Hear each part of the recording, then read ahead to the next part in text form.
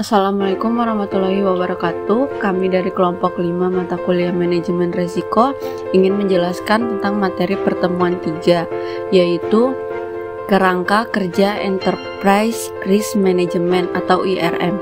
Konsep IRM itu sendiri telah ada selama beberapa tahun. IRM memperoleh keunggulan signifikan sebagai komponen yang lengkap dari keseluruhan strategi bisnis sebuah organisasi atau perusahaan.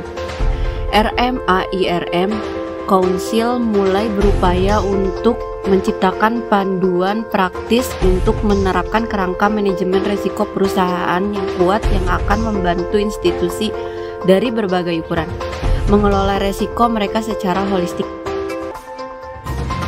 RMA IRM Council mendefinisikan IRM sebagai kemampuan manajemen untuk mengelola semua risiko bisnis dalam upaya memperoleh atau mencapai tujuan.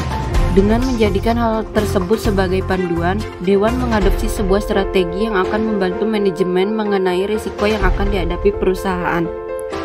Strategi bisnis dan cakupan risiko, tata kelola dan kebijakan, data dan infrastruktur risiko, pengukuran dan evaluasi, pengendalian lingkungan, respon, risk appetite, dan stress testing. Kerangka kerja IRM. Model kerangka kerja IRM adalah sebuah budaya perusahaan. Jika sebuah perusahaan tidak memiliki budaya yang tepat dan kepemimpinan yang kuat di manajemen puncak, tidak ada unsur lain yang penting. Sederhananya, perusahaan yang memahami dan mengadopsi IRM menjadikan sebuah budaya di perusahaan biasanya memiliki kredibilitas yang baik. Cosmo IRM Framework seperti yang terdapat dalam Executive Summary September 2004 membagi objektif atau tujuannya menjadi 4 kategori besar, yaitu strategi, operation, reporting, compliance.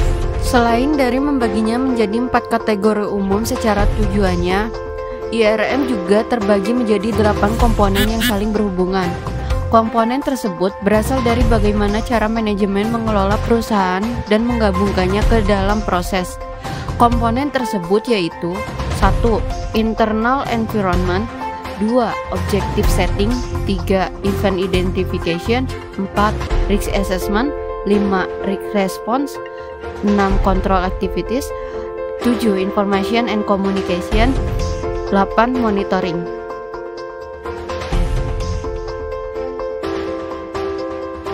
Elemen manajemen risiko organisasi. 1. Prasarana manajemen risiko. Dalam pelaksanaan manajemen risiko, hal utama yang harus dilakukan adalah mempersiapkan segala prasarana, yaitu prasarana lunak dan keras. 2. Proses manajemen risiko. Proses manajemen risiko sering diterjemahkan ke dalam 3 langkah, yaitu perencanaan, pelaksanaan, pengendalian. Tantangan dan solusi IRM. Adapun tantangan-tantangan yang dihadapi oleh perusahaan dalam menerapkan sistem IRM di dalam perusahaannya sebagai berikut. 1. Kurangnya minat dari direksi, pejabat senior, dan para pejabat bisnis. 2. Gagal dalam menawarkan quick wins. 3. Kurangnya SDM, pengelolaan administrasi intern, serta data yang kualitatif. 4. Pengukuran dan pelaporan risiko tidak efektif dan konsisten. 5. Kendala biaya.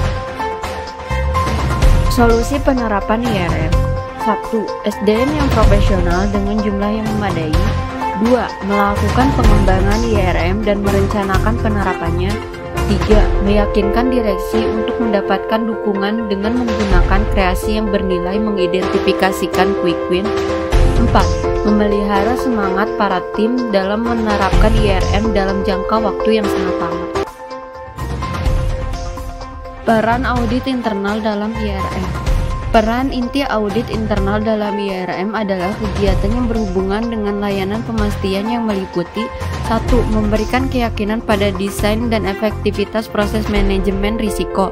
2. Memberikan keyakinan bahwa risiko dievaluasi dengan benar. 3. Mengevaluasi proses manajemen risiko. 4. Mengevaluasi pelaporan mengenai status dan risiko kunci dan pengendaliannya. 5. Meninjau pengelolaan risiko-risiko kunci termasuk efektivitas dari pengendalian dan respon lain terhadap risiko-risiko tersebut.